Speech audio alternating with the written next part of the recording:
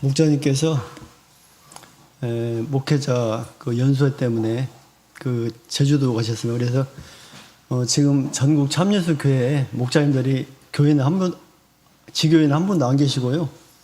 전부 지금 제주도에 가 계십니다. 그래서 오늘적 예배를 전부 다 장로님이나 집사님이 대신 이렇게 인도하는 것으로 알고 있습니다. 부득이 또 제가 인도를 하게 됐는데요. 오늘 저녁에는 제가 설교를 이렇게 한다는 차원이 아니고 같이 여러분들과 함께 공부하는 시간을 이렇게 가져볼까 합니다. 제가 가르치는 입장이 아니고 같이 배우는 입장으로 여러분들과 함께 교감을 나누고, 그리고 때로는 질문을 받기도 하고 또 질문을 하기도 하고, 이런 식으로 진행을 하도록 해보겠습니다. 바라옵기는 제가 성경에 대한 지식이 좀 일천하고 여러 가지 기도도 부족하고 준비도 부족합니다만은 하나님께서 함께 하심으로 이 시간 좋은 공부 시간이 되었으면 좋겠습니다. 오늘 이 시간에는 제목은 내 증인이 되리라, 그 제목으로 잡았는데요.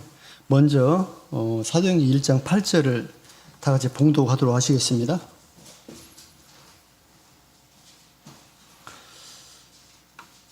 화면에 띄워져 있으니까요, 보시면 되겠습니다. 자, 사도행전 1장 8절 시작. 오직 성령이 너희에게 임하시면 너희가 권능을 받고 예루살렘과 온 유대와 사마리아와 땅 끝까지 이르러 내 증인이 되리라 하시니라. 네. 오늘은 이 주제를 가지고 사도행전 전반적인 내용을 한번 훑어보는 시간을 갖도록 하겠습니다.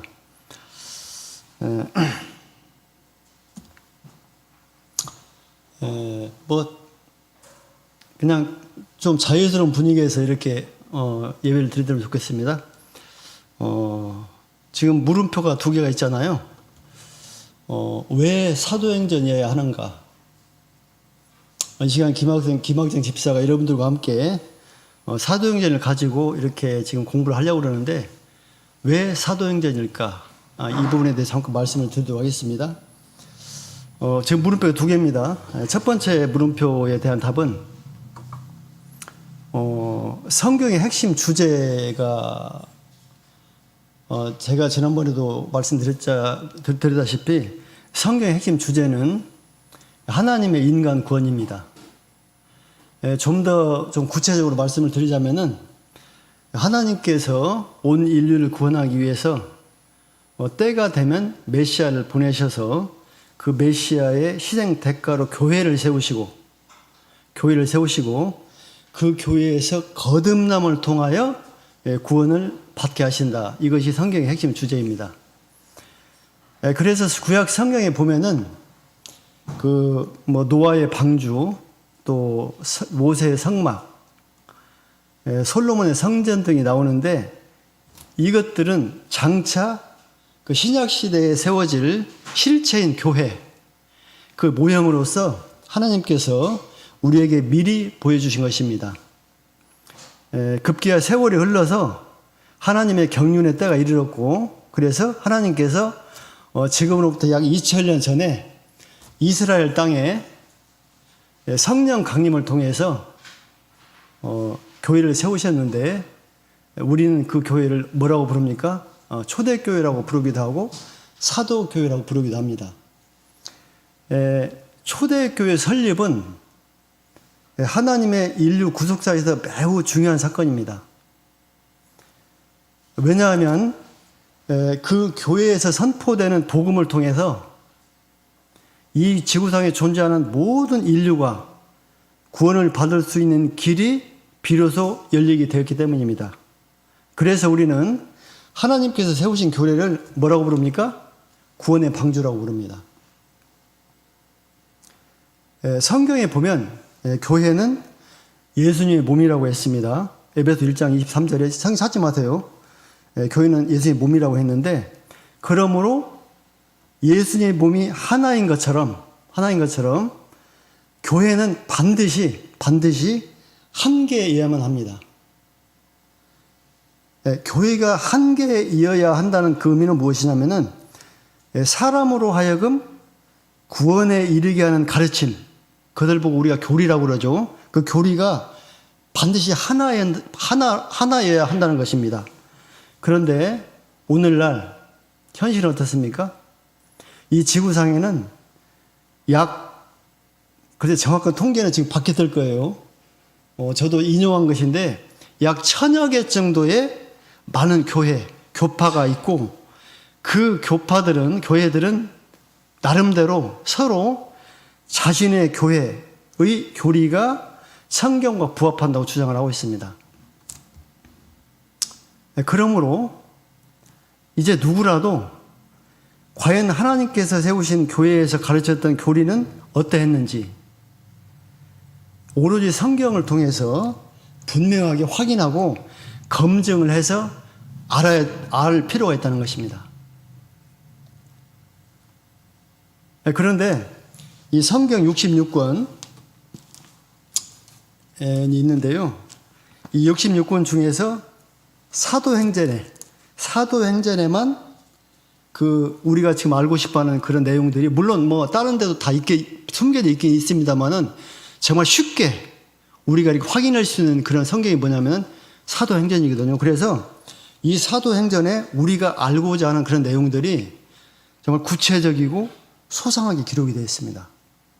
그러므로 기독교인이라면 누구라도 내가 현재 속해 있는 교회, 과연 사도행전에 기록된 초대교회와 똑같은지 혹은 다른지를 확인해야 할 필요가 있습니다. 왜? 아까도 말씀드렸다시피 이 세상에는 너무나 많은 교회들이 난립해 있고 또 각종 이단들이 지금 출현해 있습니다. 그리고 앞으로 이와 같은 현상은 예수님 재림이 가까울수록 더욱 극성을 부리기 때문입니다. 우리는 이미 사도행전을 통해서, 이 내용을 통해서 지금까지 저희들이 알고자 하는 내용을 미리 다 알고 있습니다. 이미 알고 있는데요. 그럼에도 불구하고 지금 이러한 이유로, 앞서 말씀드린 이러한 이유로 오늘 또 이렇게 사도행전을 공부하려고 합니다. 바라옵기는 이 시간 비록 개략적이나마 사도행전 공부를 통해서 우리 참예수 교회의 교리가 초대교회의 교리와 얼마나 부합하고 또 우리 참예수 교회가 얼마나 초대교회와 똑같은 정통교회인지를 다시 한번 확인함으로써 우리 교회에 대한 자부심과 믿음을 더 확고히 다지고 나아가서 주님께서 우리에게 주신 사명, 뭡니까? 복음 전파, 전도의 사명 수행에도 큰 도움이 될 수 있었으면 좋겠습니다. 서두가 좀 길었네요.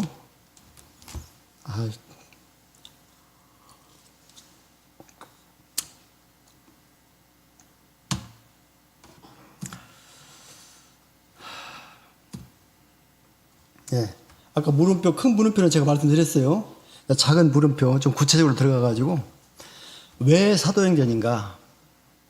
아까 말씀드렸다시피, 사도행전에는, 이 땅에 맨 처음에 교회가 어떻게 세워졌으며, 또 그 교회가 어떻게 성장을 했고, 또 어떻게 확장이 됐는지를 정말 자세하게 기록이 되어 있고, 너무 쉽게 기록이 되어 있기 때문에, 성경적인 지식이 없다 할지라도, 바로 읽으면 그냥 확인하고 알 수가 있습니다. 뿐만 아니라 이 사도행전에는 복음의 실체가 여기에 기록이 되어 있습니다. 자, 복음의 실체가 뭡니까? 우리가 예수를 구주로 믿고 거듭남을 통해서, 거듭남이라고 하는 것은 세례받고 성령 받는 거죠. 거듭남을 통해서 구원 받는 것인데 이것이 복음이거든요.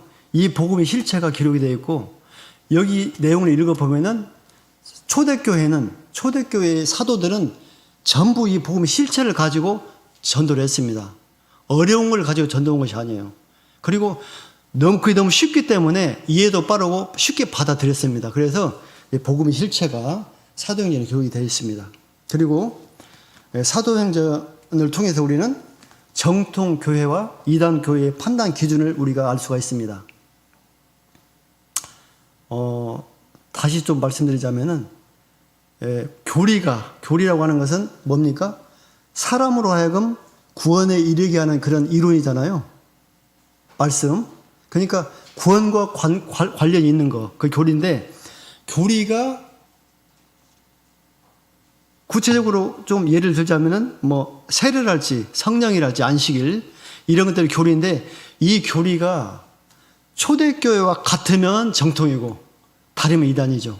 이게 너무나 그 기준이 명확하다는 것입니다. 그 다음에 마지막으로 하나는 뭐냐면, 우리가 신앙생활하는 목적이 뭐예요?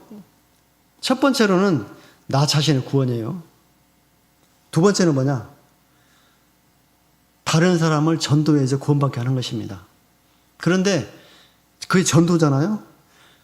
우리 한번 생각해 보세요. 전도 현장에서 전도하려고 다 의지는 있지 않습니까? 그러나 막상 전도하기가 쉽지가 않아요. 왜? 첫 번째로 무엇을 어떻게 전할지를 몰라요. 첫 번째로. 그런데 이 사도행전은 아까 제가 말씀드렸다시피 있는 팩트가 기록되어 있기 때문에, 너무 쉽기 때문에 그 내용을 그냥 이렇게 우리들이 머릿속에 넣어가지고 그대로 전하면 돼요. 그래서 우리가 전도 현장에서 정말 영적 싸움의 최적의 병기예요, 이게 사도행전이. 제 경험에 의하면 그렇습니다. 뭐 많은 성경을 알 필요가 없어요. 우리가 전하지도 못하고. 그런데 이것은 정말 전도하기가 너무 쉬운 거예요, 이 사도행전이. 그래서 전도 현장에서 절대적으로 우리가 필요한 무기가 사도행전이다. 그래서 사도행전이라고 하는 것입니다. 예. 자, 그렇다고 하면 사도행전. 예. 사도행전은 사도행전 누가 기록했습니까? 사도행전 누가 기록했습니다. 예. 그리고 기록 연대는 AD 61년에서 64년경. 정확한 건 알 수 없겠죠. 성경학자들 그렇게 얘기를 하니까. 그리고 사도행전을 뭐라고 그러면 역사서라고 그러죠. 이 성경이 총 66권이고요. 신약성경 27권인데, 신약성경의 구성을 보면은 마태, 마가, 누가, 요한이 4개 성경이 복음서거든요. 그 다음에 마지막 한 권은 그 예언서잖아요. 계시록. 그러면 5권이잖아요. 그 다음에 22권이 남았는데, 22권 중에서 21권이 서신서, 편지서죠, 편지서. 사도들이 그 각 교회 성도들의 믿음을 확고하게 하기 위해서 그 격려 또는 여러 가지 그 말씀을 갖다가 기록해 놓은 게 편지서잖아요. 근데 21권이 편지서인데 그 중에서 13권을 바울이 썼어요. 나머지는 몇 분이 쓰고, 히브리서 같은 경우는 저자를 알 수가 없지만은, 그래서 27권의 책 중에서 사도행전은 뭐냐? 나머지 한 건 사도행전이 그 역사서거든요. 유일하게 이 한 건 역사서예요. 그래서 역사서라는 건 뭡니까? 말씀 그대로 있는 사실 그대로 적어 놓은 거예요. 자, 어떠한 사실이 기록되어 있느냐? 화면에 띄워져 있는 것처럼 AD 30년에서 63년경까지, 즉 예수님께서 승천 이후 성령 강림을 통해서 세워진 초대교회를 통해서 기독교 복음이 예루살렘에서 온 유대, 사마리아와 땅끝까지 전파되는 그런 그 과정이 리얼하게 기록이 되어 있어요. 지금 어떤 이 지구상에 일어났던 그 사건이 그대로 기록이 된 겁니다. 그래서 역사서라고 그러거든요. 그렇기 때문에 굉장히 이해도 빠르고 쉽습니다. 그리고 이 사도행전을 갖다가 또 다른 그 표현을 할 때 성령행전이라고 하거든요. 뭐 설명 안 드려도 알겠죠. 복음 전파, 사도들이 복음을 전한 그 행적이 기록된 게 사도행전인데, 그 사도들이 복음을 전파한 그 행적을 보면은 하나에서 10까지 전부 다 성령께서 인도하시고 지시하시고 역사하신 거거든요. 그래서 사도행전을 성령행전이라고 그럽니다. 사도들은 단지 도구를 쓰였을 뿐이에요. 도구로. 그리고 이 사도행전에는 성령이라는 단어가 71회가 등장한다고 그럽니다. 물론 제가 세보진 않았어요. 여러분 한번 시간이 되시면은 읽어보시면서 이렇게 체크시면 한번 세보세요. 한번 맞을 거예요. 그리고 사도행전의 기본 구성을 그냥 이것은 그냥 눈으로 딱 보면 돼요. 왜냐하면 제가 왜 이렇게 정리를 했냐면은 우리가 사도행전을 우리가 공부할 때 앞으로 읽을 때 그냥 무작정 읽지 말고 이렇게 전체적인 이렇게 맥락을 이렇게 딱 틀을 짜가지고 읽으시면은 이해가 빨라요. 기억이 잘 되고 문단 구성을 보면은 1장에서 7장까지가 나오고요. 그 다음에 8장, 12장, 13, 28장이 나오는데 1장에서 7장까지는 최초의 교회가 세워져 가지고 교회가 성장하는 그런 과정이 기록이 되어 있고요. 그 다음에 8장에서부터 12장까지는 그 사마리아를 중심으로 해가지고 온유대의 기록이 이렇게 퍼지는 그런 내용. 그 다음에 13장에서 28장까지는 바울이 비로소 안디옥 교회를 그 전초 기조로 해가지고 소아시아, 유럽, 땅끝까지 이 복음을 전파하는 그런 내용이 기록이 돼요. 그래서 이렇게 세 단락으로 또는 네 단락으로 구분을 하면 됩니다. 뭐 전도 대상은 뭐 7장까지 유대인이고요. 그 다음에 8장, 12장에는 뭐 사마리아 포함해서 전 유대, 그 다음에 나머지 13장 이후에는 이방인 전도 이렇게 되어 있습니다. 활동 지역 7장까지는 예루살렘을 중심으로, 그 다음에 그 12장까지는 팔레스타인 전 지역, 그 다음에 13장 이후에는 그 땅끝까지 전도되는 그런 내용이고요. 활동 인물도 보면은 12장까지는 주로 베드로를 비롯해서 그 요한 이런 분들이 이제 했고요. 그 다음에 13장 이후에는 바울이 주축이 돼가지고 바나바, 실라, 디모데 이런 사람들이 이제 사역을 하게 된 것입니다. 그리고 기간은 밑에 나와 있는 대로 이렇게 이런 기간 동안 복음의 전파가 된 겁니다. 초대교회 복음 전파 경로. 여기 지금 그림을 보시면은 지금 지구가 있잖아요. 지구가 있는데 최초의 교회가 세워진 곳이 예루살렘이거든요. 그래서 예루살렘을 중심으로 해가지고 좀 지역을 넓혀가지고 온유대, 그 사마리아, 그 다음에 소아시아, 그 다음에 유럽까지 이렇게 점차적으로 가까운 곳부터 먼 곳으로 이렇게 복음이 전파가 됐거든요. 이런 것을 알 수가 있습니다. 그래서 우리가 전도를 할 때도 이런 식으로 하면 될 것 같아요. 이런 식으로. 예를 들어서 뭐, 우선 내가 제대로 살아야 되겠죠, 내가. 그 다음에 나를 중심으로 해서 내 주위인 사람들, 우리 가족, 뭐, 처음부터 온 가족이 믿으면 상관이 없겠지만은, 그러면 또 그 가족의 가족.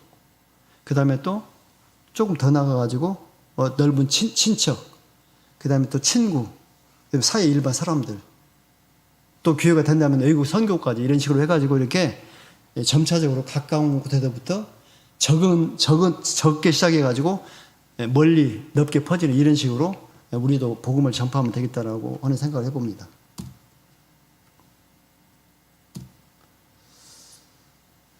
이 부분은 아까 말씀드렸기 때문에 생략하겠습니다. 한번 눈으로 보세요. 7장까지 형성, 그 다음 12장까지 성장, 28장까지 교회 확장, 이런 순서로 되겠습니다. 자, 그러면 내용을 훑어봐야 되겠는데요. 사도행전이 지금 28장까지 있잖아요. 그래서 지금 21분이 지났는데 앞으로 40분 동안에 이걸 다 할 수가 없어요. 그래서 쭉 이렇게 좀 단락을 나누어 가지고 보면서 그 중에도 조금 제가 말씀드리고 싶은 거, 특히 우리가 전도 현장에서 서로 대척점에 서는 부분 있잖아요. 그리고 정말 이 부분, 이 소재를 가지고 전도하는데 필요한 거, 그런 부분만 조금 이렇게 발췌를 해가지고 그 부분만 좀 이렇게 좀 설명을 하는 식으로 같이 이렇게 교감하는 식으로 갖도록 하겠습니다. 이것도 그냥 넘어가겠습니다.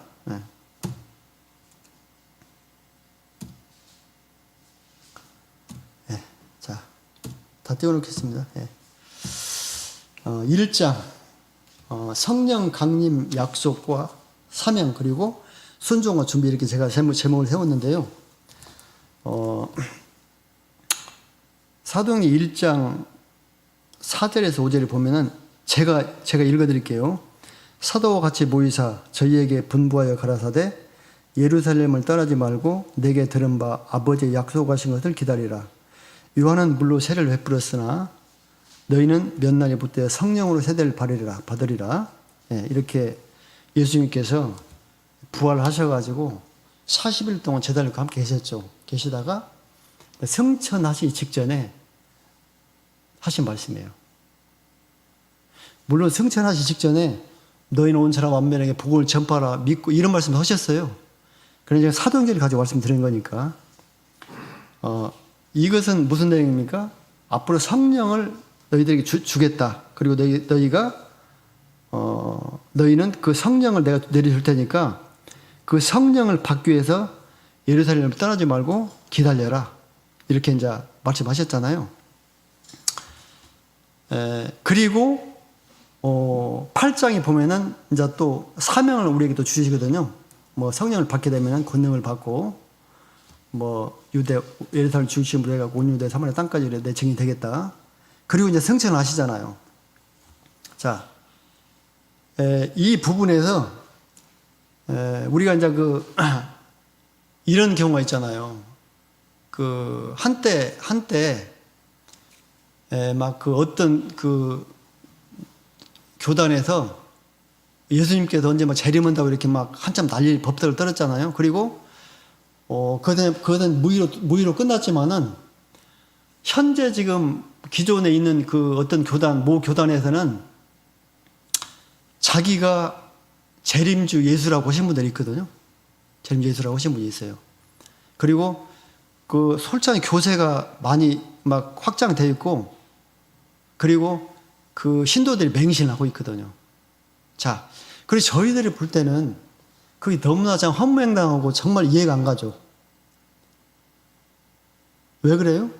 저는 이제 이 사도행전 1장에서 보면은 1장 9절에 11절 그 말씀을 가지고 생각을 해봤을 때 여기 보면은 예수님께서 승천하실 때 많은 사람들이 보는 속에서 구름을 타고 올라가셨거든요. 그리고 사람들이 다 봤어요. 제자들이 봤어. 거기 있는 사람들이 12제자뿐만 아니라 봤거든요. 그리고 그 광경을 굉장히 의아해하고 신기하게 생각하고 그러니까 천사가 그런 얘기를 했잖아요. 기이 여기지 말아라. 너희가 지금 본 그대로 구름을 타고 지금 하늘로 올라가고 있는 예수는 마지막 날에도 똑같이 오신다는 거예요. 똑같이. 그렇기 때문에 올라가는 사람들이 봤기 때문에 내려올 때도 본다는 거예요. 구름을 타고 오시는 걸 우리 본다는 거거든. 그렇다고 한다면은 이 말씀을 우리가 사실일진데 우리가 재림 때도 예수님께서 그냥 아무도 모르게 일부 교회에서 그냥 자기만 알게 살짝 오는 것이 아니라 정말 아마 그때는 예수님께서 승천하실 때는 몇몇 제자들만 봤지만은 오실 때는 온 인류가 다 볼 수 있을 겁니다. 공개적으로 오신다는 거예요. 그런데 이렇게 말씀이 있음에도 불구하고 사람들은 지혜롭지만 지극히 어리석어가지고 맹신하는 사람들이 많이 있다는 거죠. 그래서 혹시 그러한 교인들과 그런 부분들과 대화를 할 수 있는 기회가 있다고 한다면은 이 구절을 가지고 말씀을 들이대면서 같이 대화를 하게 되면은 좀 쉽게 이해시키지 않을까. 제가 오늘 이 시간에 말씀드린 것은 솔직히 제목을 제가 이렇게 정하려고 했었어요. 실전 사도행전. 실전 사도행전. 우리가 전도 현장에서 사도행전을 가지고 적용을 하는 그 실전 사도행전이라고 하려고 했었는데 어쨌든 뭐 제목이 이러나 저러나 여러분들이 이해하시면 되니까 실제 전도 현장에서 우리가 써먹어야 된다는 거죠.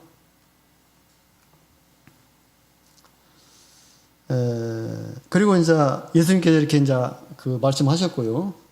자, 제자들의 상태를 한번 봐야 되겠죠. 제자들은 예수님의 그 말씀을 듣고 어떻게 했습니까?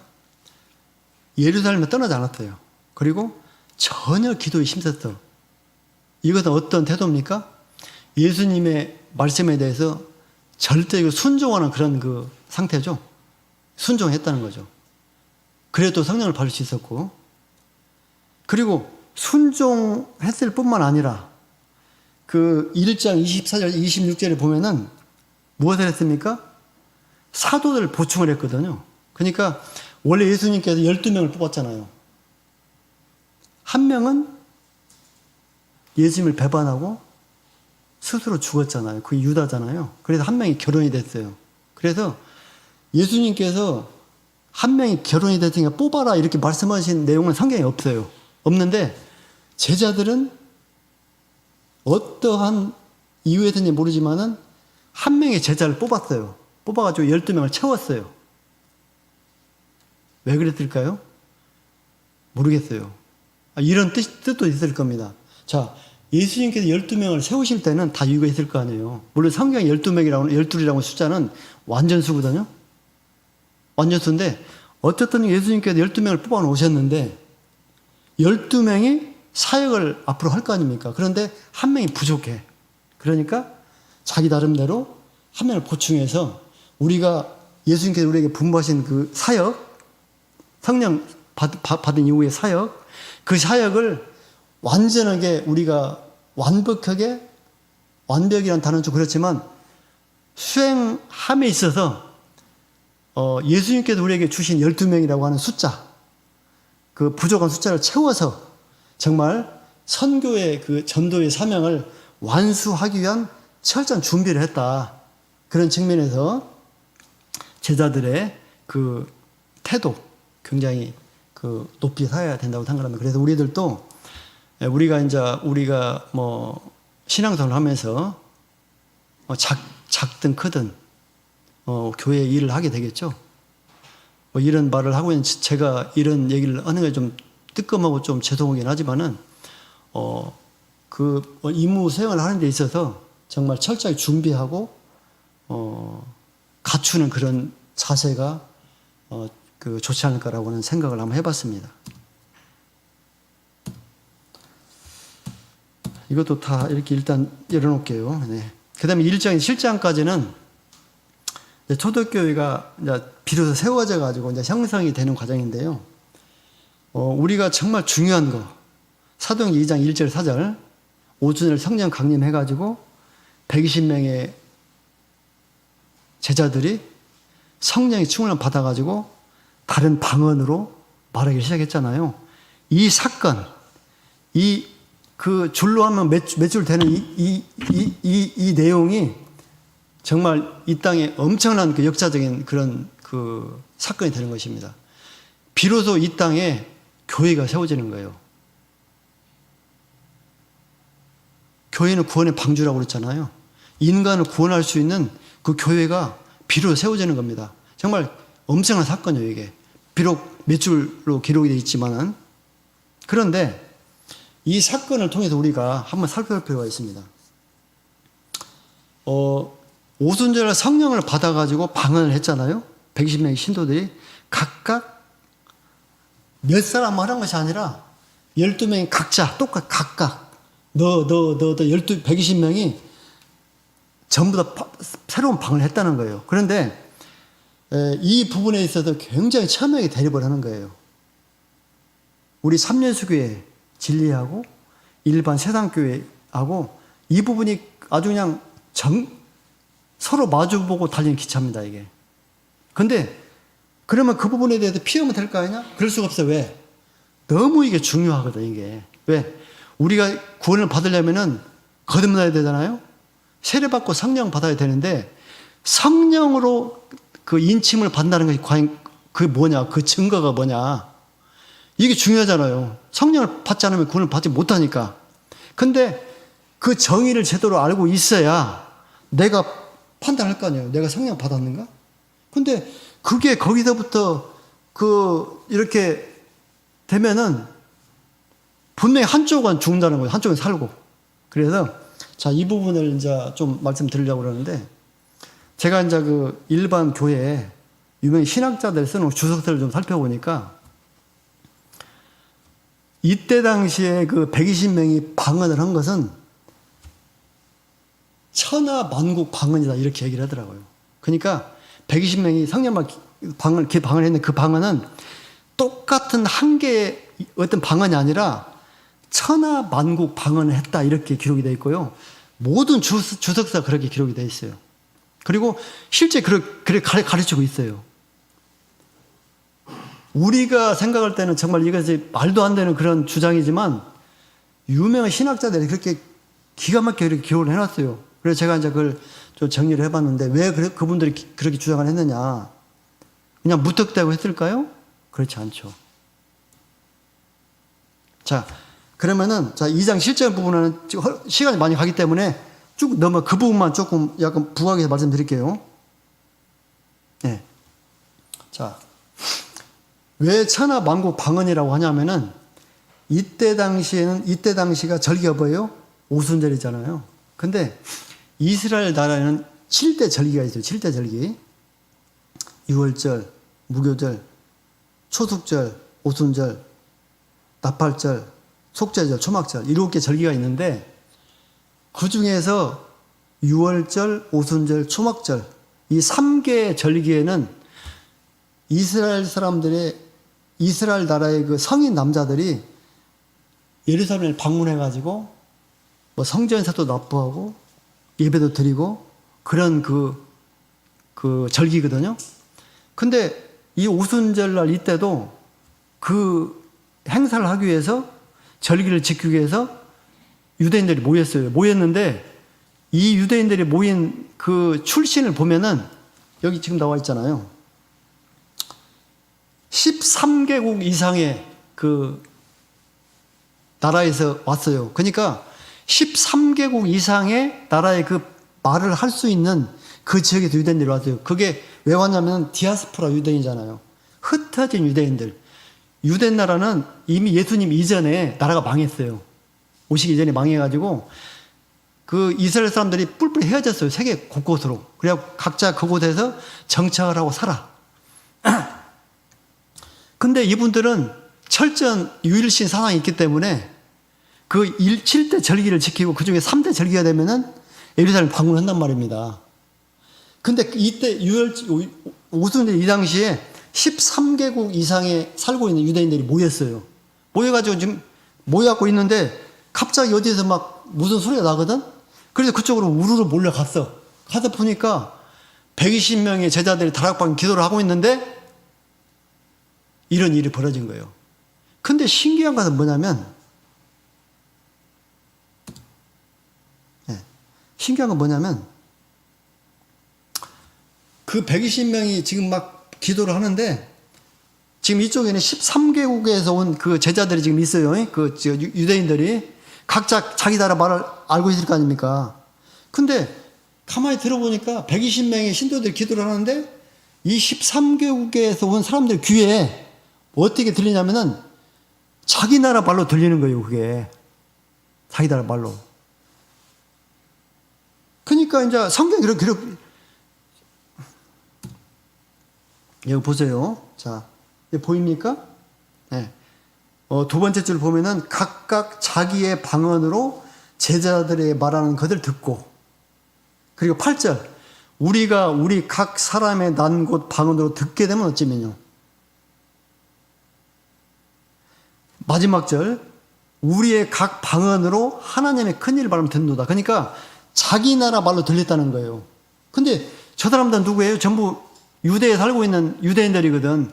근데 13개국의 사람들 자기 나라 귀로 들리니까 이렇게 기록이 돼 있으니까 세상 사람들이 오늘날 볼 때 이것은 제자들이 성령을 받아가지고 원래는 유대인들이 유대 나라 말만 하고 있는데 성령을 받아가지고 은사를 받아가지고 각자 막 어떤 사람은 뭐 예를 들어 어떤 사람은 중국어로, 어떤 사람은 뭐 소련어로, 어떤 사람은 미국어로 이렇게 해가지고 말을 했다는 거예요. 이 내용을 가지고. 근데 이 내용이 그런 내용이 아니잖아요. 이게 물론 우리는 이걸 다 알고 있어요. 그러나 알고 있지만은 설명을 해야 되지. 다른 사람은 설명해야 되지. 전도 현장에서. 이건 왜 그런 거예요? 왜 그런 거예요?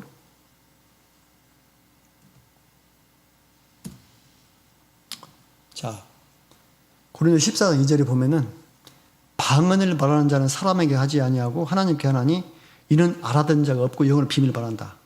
자, 그러니까 방언이라고 하는 것은 알아들 수가 없어요. 왜?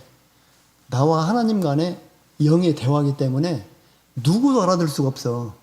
그게 방언이거든. 그러면은 고린도 14장에 나와 있는 방언하고 사도행전 2장 1절에 4절 마지막 부분에 나와 있는 방언하고 틀린 방언이냐? 그렇지 않다는 거죠. 원어상으로 똑같은 글로사인가? 텅스. 똑같은 단어라는 거예요. 그게 똑같은 단어. 틀린 단어가 아니고. 그러니까 14장에는 방언은 아무도 알아들 수가 없다고 했거든요. 그게 방언의 정의거든. 근데 2장에서는 방언도 똑같은 방언이란 말이죠. 그러니까 이 14장대로 하면 알아들 수가 없어야 돼. 그런데 13개국 사람들이 자기 나라 말로 알아들었거든. 그러니까 이제 오늘날 그 신학자들은 그것은 그 방언과 이 방언은 틀리다. 14장의 이 자리에 있는 방언은 그냥 특별한 방언이고 은사의 방언이고 이쪽에 나와 있는 방언은 성령 받아가지고 일시적으로 받은 방언인데 그것은 각국의 말로 했다 이렇게 주장을 하는 거예요. 왜 그렇게 주장할까요? 성령의 체험이 없으니까. 자, 우리가 소고기를 갖다가 시중에 가면요 수입산이 있어요. 호주산이 있고 미국산이 있고 국내산이 있거든. 그러면은 저희들은 뭐 소고기를 많이 먹지 않으니까 구분을 못해. 근데 소고기를 정말 잘 먹은 한우 감별사 한우를 갖다 막 한우망에 취급한 사람들 있잖아요. 전문가들. 그러면 갖다 놓고 새 갖다 놓고 허락하면 이것은 국산이네 이것은 뭐 수입산이네 딱 분간을 하거든요. 왜? 자기가 먹어봤기 때문에. 그래서 다 알아. 마찬가지예요. 성령도 성령을 받아가지고 방언도 하고 하나님의 임재를 체험하고 내주를 체험하고 진리 가운데서 확실하게 이론으로 무장되어 있는 사람의 입장에서 볼 때는 이게 그분들의 주장같이 안 들리거든. 그러면 이것은 우리 성령을 받아서 진리 가운데 서 있는 사람 입장에서는 이걸 어떻게 해석을 하느냐. 자, 이렇게 해석한다는 거예요. 이렇게. 자, 빨간 부분만 제가 한번 읽어볼게요.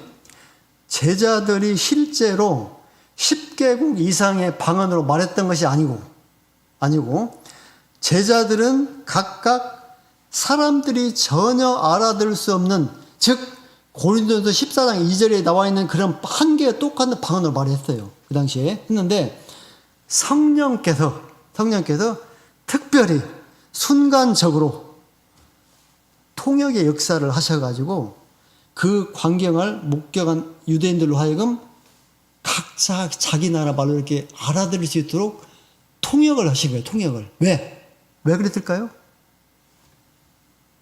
지금 교회가 최초에 세워져야 돼. 세워지고 뭔가 그게 어떻게든 그 뜻이 전달이 돼야 되는데 그냥 아무 뜻도 전달이 안 되고 그냥 랄랄랄라 이렇게 해버리면은 그분들에게 무슨 뭐 감동이 되고 무슨 그분들이 아까 나중에 뒤에 보면은 3,000명이 세례를 받았거든요. 3,000명이.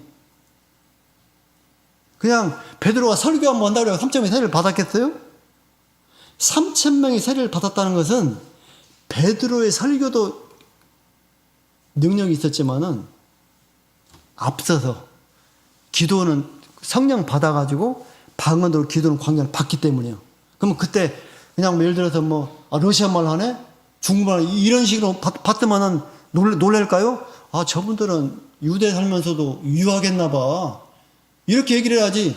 그 뒤에 보면은 어떤 사람 술 취했다고 얘기했잖아요. 술 취했다고. 지금 유식하게 지금 어떤 사람 미국하고 어떤 사람은 소련하고 어떤 사람은 중국어를 하면은 저분들은 유학 갔다 그 어려운 상황에 유학까지 가가지고 애국어도 헐잖아. 이렇게 해가지고 높게 평가를 해야 되지. 왜 술 취했다고 얘기를 합니까? 그 중에서는 통역의 역사가 못 일어나가지고 못 들은 사람도 있거든. 그분들이 볼 때는 뭐라고 해요? 전부 다 백신이 모여가지고 이상한 말을 하고 있거든. 고린도 14장 2절에 나오는 것처럼 전혀 알아들 수 없는 말을 한 거야. 그분들의 귀는 그게 들린 거지. 그러니까 저 사람들 미쳤네, 술 취했네 이렇게 이런 거예요. 이쪽 사람들은 하나님께서 교회를 세우셔야 되니까 나중에 회개해가지고 뒤에 3,000명이 세례를 받게 해야 되기 때문에 순간적으로 귀를 열어가지고 그분들로 하여금 지금 통해 역사를 일으키신 거죠. 자, 지금 제가 얘기하고 있는 거 후자, 이것은 참예수교에서 정통적인 해석이고, 성령을 받은 사람이, 체험한 성령을 받은 사람이 진리에 입각해서 지금 하는 말이거든요. 자, 이 말하고, 그렇지 못한 사람들이, 신학자들이 지금 써놓은 거다고 뭐가 옳을까요?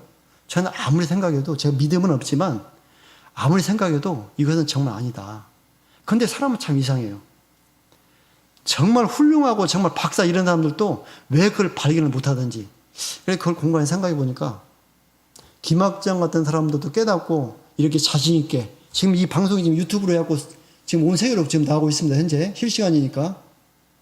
자, 김학정 집사 같은 그 참 지극히 작고 일천한 사람도 이렇게 자신있게 알고 얘기를 할 수가 있는데 왜 그렇게 많이 배우고 훌륭한 목사님이나 신학자는 모를까? 왜 그럴까요? 성경에 답이 있더라고. 요한복음에 보면 예수님께서 말씀하셨죠. 진리의 성령이 너에게 임하시면 그렇지 성령이 너를 진리 가운데 인도한다고 했거든요. 그래서 성령을 받아서 성령의 가르침을 받으면은 이것은 너무 쉽게 이해가 될 수가 있어요. 그러나 그렇지 않은 경우에는 정말 어려운 거지 이게. 너무 쉬운데. 그래서 이 천하 만국 방을 했다. 아니다. 이것은 성령을 받아가지고 14장 2절에 나오는 그 정말 하나의 알았던 말로 방을 했다는 그 대척점 이런 부분에 대해서 굉장히 중요하니까 이 부분을 가지고 여러분들이 앞으로 전도 현장에서 적용할 수 있도록 이렇게 좀 많이 기억해 두시기 바랍니다. 물론 다시는 내릴 거예요. 제가 외국을 많이 가고 다녔잖아요.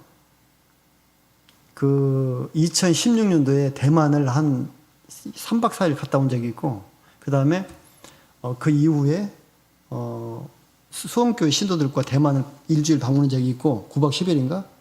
7주일인가? 그리고 말레이시아, 싱가포르를 9박 10일 갔다 온 적이 3번을 갔다 왔는데 자, 대만을 갔어요. 자, 말도 틀리고 사람이 틀려.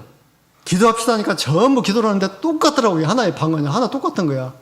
그럼 예를 들어서 또 미국 가도 마찬가지거든요. 그럼 예를 들어서 어떤 모르는 사람들 와가지고 딱 보고 있으면은 그 사도행전 2장에 나와 있는 그 디아스포라 유대인과 같은 그런 그 반응을 보이지 않겠습니까?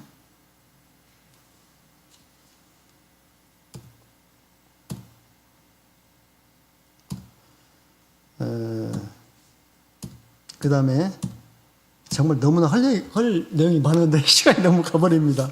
자, 12장까지 내용 중에서 여러 가지 내용이 있죠. 8장 1절에 보면은 박해로 흩어진 제자들이라고 제가 제목을 해봤잖아요. 자, 하나님께서는 우리에게 성령을 주시겠다고 하시면서 너희가 성령을 받으면 예루살렘과 온 유대와 사마리아 땅까지 내 증인이 된다고 했잖아요. 자, 이 말씀을 받았어요. 제자들이 성령을 받았어요. 제자들은 어떻게 하고 있었느냐?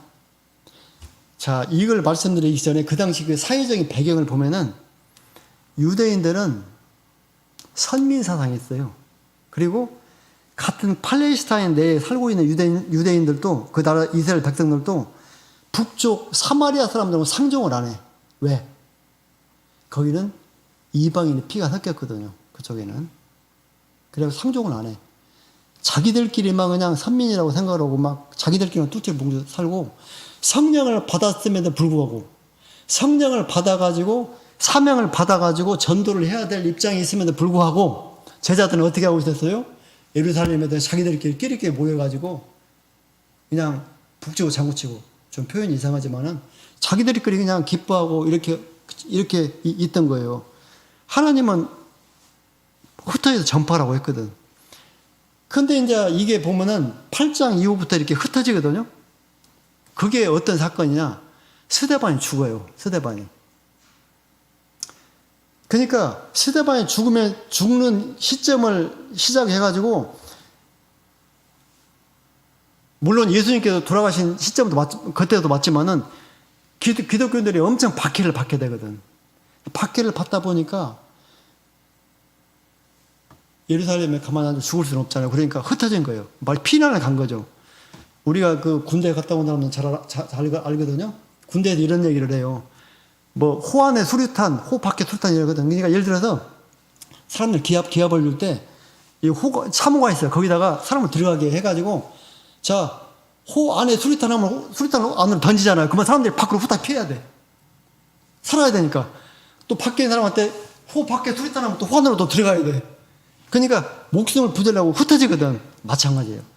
이 성경에서 보면은 가만히 모여 있으니까 예수님께서 하나님께서 박해를 통해서 흩어버려. 그래 흩어버려 가지고 그 흩어진 사람들이 가가지고 가만히 그냥 먹고 놉니까? 갖고 전도를 하는 거죠. 그러니까 그 복음이 예루살렘 벗어나 가지고 전체로 퍼져 가지고 나중에 세계 곳곳에 퍼지는 그 역사가 일어난 거예요. 이게 박해를 통해서 복음이 전파가 되는 거예요. 이게 참 어떻게 보면 참 아이러니하죠. 하나님의 그 섭리가. 그 다음에 이제 그 빌립이 그 이디오피아 내시 구원 전도한 거 보면은 그것도 보세요. 성령이 빌립한테 지시를 하잖아요. 광야로 가라. 갔어요. 갔더니 마차가 지나가. 너 저 가까이 가라. 또 가까이 가요. 마차에 올라가라. 가까이 올라가. 그러니까 빌립은 그게 누군지도 몰라. 그냥 성령 시킨 대로 그냥 이러겠다 이러는 거예요. 그러니까 결과적으로 보면은 에디오피아 내시가 전도가 돼가지고 뭐 훗날 뭐 역사가들이나 이렇게 뭐 그런 전설에 의하면은 그 사람이 뭐 이디오피아 가가지고 거기서 뭐 복음이 씨앗이 돼가지고 뭐 교회가 이렇게 막 복음이 전파됐다고 얘기를 하거든요. 그게 가능성이 있잖아요. 근데 그 이디오피아 내시가 그 복음 전파되는 과정을 보면은 전적으로 성령이 다 인도하신 거예요. 그래서 아까 제가 얘기했잖아요. 성령 행전이라고. 이것뿐만이 아니야. 사도행전은 모든 내용들이 전부 다 성령이 다 이렇게 인도를 한 거예요. 그걸 확인할 수 있습니다. 그 다음에 8장에 보면 사마리아에 성령이 내립니다. 사마리아에. 우리가 이제 세상 교회 사람들 이렇게 그 진리를 논하고 이렇게 논쟁을, 때로는 논쟁도 하고 토론도 하고 이렇게 할 때, 물론 여러 가지 성경을 가지고 얘기하는데요.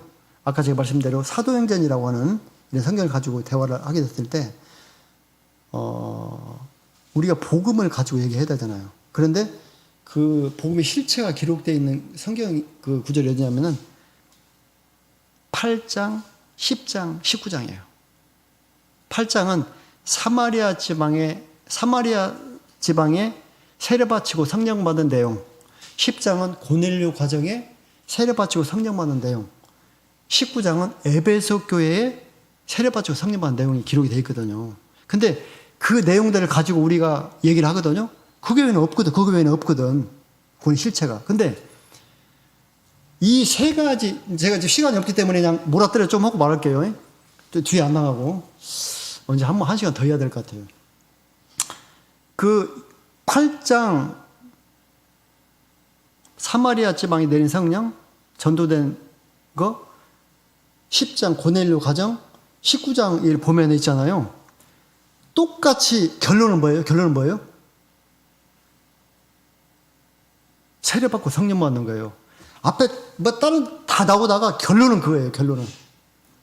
근데 제가 이제 준비하면서 가만히 보니까 똑같이 세례받고 성령 받는 건데 유형이 조금 틀려. 유형이 틀려. 자, 우리가 그 성경 말씀 이런 말씀 있잖아요. 하나님께서 하신 일이 너무나 많다. 그래서 성경에다 기록할 수가 없다. 너무 많아서. 그러잖아요? 그런데 분명히 성경에는 기록이 되어 있는 것이 있거든. 왜 기록을 했을까? 많은 것 중에서 왜 이런 것들이 기록이 됐을까? 이게 정말 중요하고 필요하고 우리들에게 꼭 알게 해야 되기 때문에 이렇게 아마 이런 것들 기록했을 거 아닙니까? 자, 사도교회가 세워져 가지고 예루살렘부터 그 땅끝까지 전파되는 그 긴 몇 년이에요? 한 30 몇 년 동안에 수많은 사건이 있었을 거야. 그리고 많은 사람들이 세례받고 성령을 받았거든요. 근데 딱 그것만 기록이 되어 있어요. 그런데 기록이 됐는데 보니까 결론은 같은데 유형이 좀 다 틀려. 유형이. 왜 그랬을까라고 제가 이 말씀을 준비해 생각해 보니까 우리가 전도 현장에서 적용하는 데서 굉장히 유용할 것 같아요. 자, 이런 경우도 있고, 저런 경우도 있고, 그런 경우도 있더라. 그러니까 예를 들어서, 예를 들자면은, 자, 이렇게, 자, 지금 시간이 없습니다. 자, 성령을 받지 못한 성령이 없는 사람들은 이런 얘기를 해요. 세례받고 성령 받아야 된다는 건 알아. 근데 성령 받는다는 게 뭔지를 몰라. 다 틀려. 이론이 틀린데, 자, 어떤 사람은 내가 환상을 보면은, 구주로 영접하고 환상을 보면 성령 받은 것이다. 어떤 사람은 뭐, 기도를 많이 하면 성령 받은 것이다. 구제를 많이 하면 성령 받은 것이다. 마음이 뜨거워지면 성령 받은 것이다. 여러 가지가 있잖아요. 그런데, 아까 성령 받은 관계에 나와 있는 그 유형 중에서 고넬 과정을 딱 봤어요. 제가 보니까, 거기 보니까 그분들은 그 유형이더라고. 자, 고넬료는 하루에 몇 번씩 기도를 하고 기도와 구제가 상달이 되고 하나님께서 인정을 해버렸어요. 그 사람은 얼마나 그 사람 신실한 사람이 인정을 해버렸거든. 오늘날 지금 성령 받았다고 자 마음이 뜨거워지고 환상 보고 고넬료 환상 봤죠? 환상 봤죠? 천사가 나타났죠? 베드로를 청하라고 했죠? 또 기도와 구제가 상달되었니라 했거든요. 자, 그 정도로 기가 막힌 하나님이 인정하는 그런 모범생이거든. 아까 성령 받는 기준에 입각한 이 사람은 성령을 몇 번 받아버렸어요. 한 번도 본다 그냥 확실하게 받은 사람이에요. 근데 이분을 보니까 성령 받았어요? 전혀 성령이 뭔지도 몰라. 또 세례도 모르는가 봐. 베드로가 베드로를 보냈어. 베드로를 보내가지고 다 여기는 이렇게 간단히 나와 있지만은 예수 그리스도를 전했겠지. 쭉 전했겠죠. 전하고 결과적으로 쭉 전하고 구원 받아야 된다. 예. 구원 받고 싶다. 예. 구원 받는 것이 이것이다 하면서 딱 결정적으로 어떻게 했어요? 성령 받고 세례 받았잖아요. 그러니까 이런 유형이에요, 이게. 그래서 오늘날 모든 사람들이 여러 가지 이론을 가지고 성령 받았다고 주장을 할 것이란 말이지. 그런 사람들에 대해서 고넬료 이 사건을 딱 들이대면은 어때요? 뭐 그냥 이건 KU패지. 너무나 확실한 거 아닙니까? 그 다음에 에베소 교회 사건 볼까요? 에베소 교회. 에베소 지방에 내린 성령. 바울이 그때 3차 전도여행이 됐나? 뒤에 보면은. 자, 에베소 지방에 가가지고 어떤 사람을 만났어. 바울이 물어봤어. 야, 너희 믿을 때 성령을 받았냐? 물어봤다고. 그러니까, 아니요? 성령은 저는 있으면 듣지 못했는데요? 그래? 이상하네? 그러면 또 무슨 세례 받았냐? 그러니까, 아, 요한의 세례를 받았습니다. 이렇게 얘기를 했거든요. 자, 이 경우에서. 자, 하나님의 성령은 어떻게 임해요? 깨끗한 사람에게 임하는 거 아닙니까? 깨끗한 사람에게. 그러면은, 죄를 먼저 해결해야 되잖아. 근데, 이 사람은, 분명히 보면은 예수님께서 이 땅에 왜 오셨어요? 우리 인간을 사하게 도셨잖아요.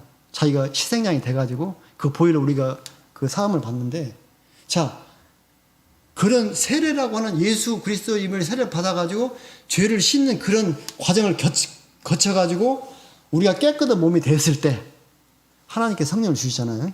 그런 성령을 받는 조건이 있단 말이에요. 물론 고넬료 같은 경우는 반대로 있었어요. 그 경우는 제가 말씀하지만 또 다른 또 사정이 있었어요. 그 경우는. 그러니까 그래가지고 결과적으로 잘못된 세례, 요한의 세례를 받았던 그런 사람들에게 예수님 십자가 사건 이후에는 예수 그리스도의 샘심을 받아야 되거든요. 그래서 제대로 세례를 바치고 나도 안수하니까 성령을 받은 거잖아요. 그래서 그런 유행을 보면서 우리가 또 이해를 할 수 있어요. 이런 것이구나. 또 하나, 전도는 방법의 하나가 될 수 있어요. 우리가 지나가다가 자 사람들한테 지금 뭐 이방인들한테 할 수는 없고 나하고 친한 일반 교회 뭐 성직자나 그분하고 이제 성경 얘기를 할 때 바울 사도 같이 오면 되는 거예요. 야, 너 성령 받았냐? 바울이 그랬잖아. 너 성령 받았냐? 왜? 누구한테? 그리스도인들한테 얘기를 했거든. 우리도 그렇게 행사할 수 있다는 거예요. 이대로. 이게 몇 군데 성령 받고 세례 받는 그런 그 관계에 나와 있는데 유형이 다 틀리다는 거지. 이게 우리가 전도 현장에서 적용할 수 있도록 그 대표적인 유형을 뽑아가지고 성경에 기록된 것이 아닌가라고 생각이 들더라고요. 제가 준비해서 보니까. 그래서 여러분들도 어떤 케이스 바이 케이스이기 때문에 할 때, 아, 저분은 뭐, 고린도에서, 사도행전 10장 고넬료 사건 가지고 접근하면은 내가 소기의 목적을 달성할 수 있겠네? 이 잔머리 굴리는 거 아니에요? 또, 아, 저분은 에베소 교회에 성령 내리는 그 광경 가지고 얘기하면은, 저분들에게 내가 참 설득할 수 있고, 복음을 전할 수 있겠다. 또 이쪽 분은 아마 사마리아 지방에 성령 내린 거. 이렇게, 이런 식으로 우리가 그 유형을 우리가 전도하는데 활용할 수가 있다는 겁니다. 이건 뭐, 지금, 자, 결론을 맺고 갈까요? 어떻게 할까요? 뭐, 워낙 많이 있는데, 이건 뭐, 지금, 안 쉬고 첫날도 해야 되고, 뭐, 할 거 많아요.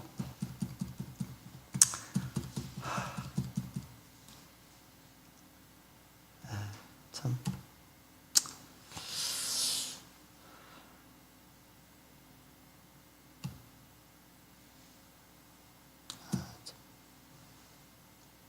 자, 죄송합니다. 이거 좀 시간 안배를 잘 해가지고 해야 되는데 사실은 분량이 좀 더 많기 때문에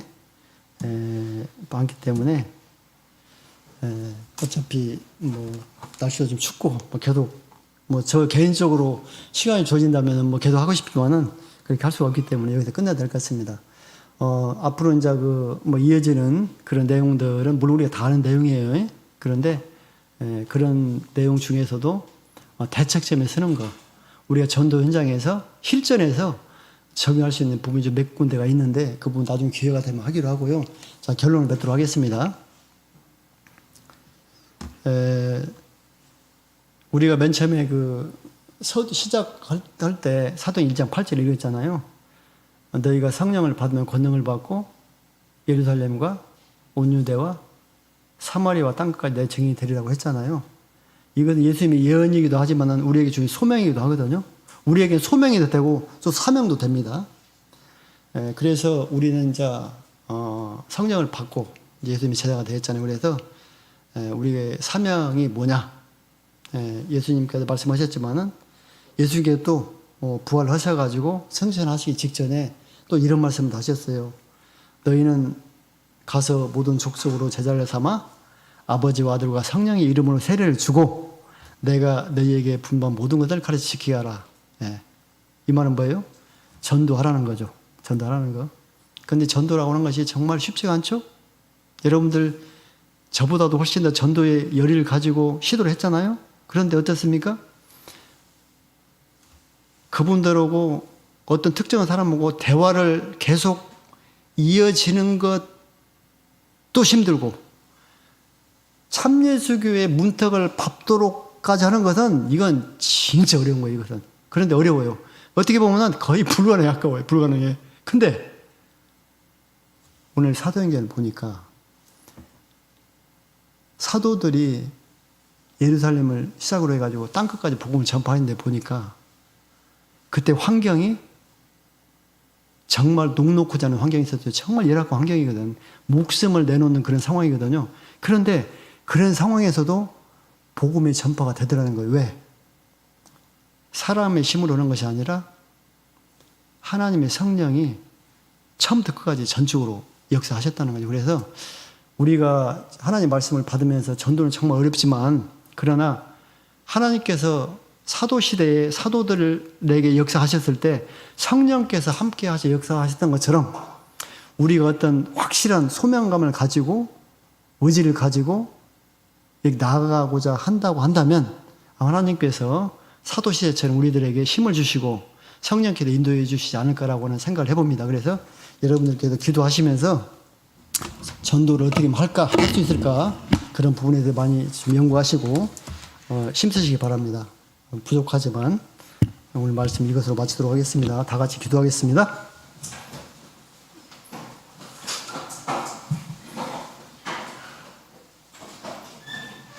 할렐루야. 주 예수 그리스도 이름으로 기도드립니다.